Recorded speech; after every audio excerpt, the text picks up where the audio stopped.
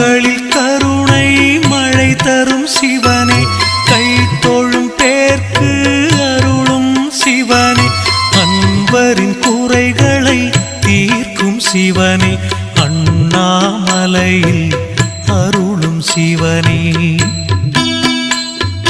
ஞானியர் யாவரும் போற்றும் சிவனே, நல்வழி காட்டும் எங்களின் சிவனே.